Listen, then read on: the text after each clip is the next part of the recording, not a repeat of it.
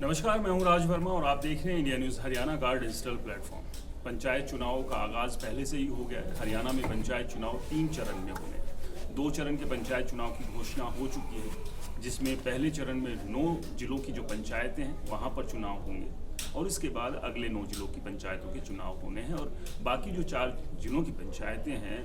उनकी घोषणा अभी हुई नहीं है। उनकी जब घोषणा होगी उसके बाद वहाँ पर इलेक्शन होंगे। इस सब के बीच आदमपुर चुनाव भी जो है वो भी अपने चरम पर है। तमाम जो है पार्टियां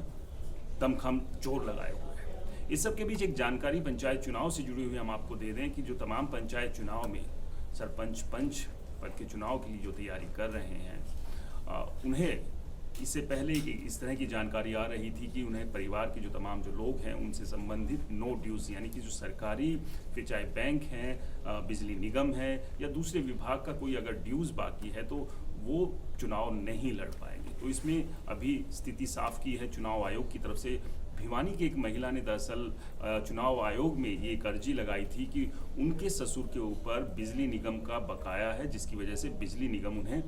एनओसी नहीं दे रहा है और अगर बिजली निगम एनओसी नहीं देगा तो वो सरपंच पद के लिए फाइट नहीं कर सकती है। तो जिसमें चुनाव आयोग ने अब स्पष्ट कर दिया है कि जो उम्मीदवार चुनाव लड़ रहा है सिर्फ उसी को एनओसी की ज़रूरत है, यानी कि बाकी परिवार के जो तमाम लोग हैं अगर उनके ऊपर किसी भी तरह का कोई बकाया है तो उसके लिए कोई भी नो ड्यूज सर्टिफिकेट लेने की ज़रूरत नहीं होगी, सिर्फ उम्मीदवार को ही नो ड्यूज सर्टिफिकेट लेना होगा। क्योंकि एक भ्रम की स्थिति बन गई थी, चाहे बैंक हो, बिजली निगम खास तौर से, कि आपके पति, आपके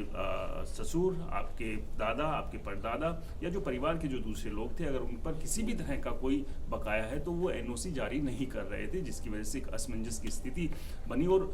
जो तमाम जो उम्मीदवार थे जो चुनाव फाइट करना चाहते थे उन्हें इसके लिए भी लगातार इन विभागों के चक्कर काटने पड़ रहे थे। लेकिन अब चुनाव आयोग ने स्थिति स्पष्ट कर दी है, जो उम्मीदवार चुनाव लड़ेगा उसे ही एनओसी की जरूरत पड़ेगी।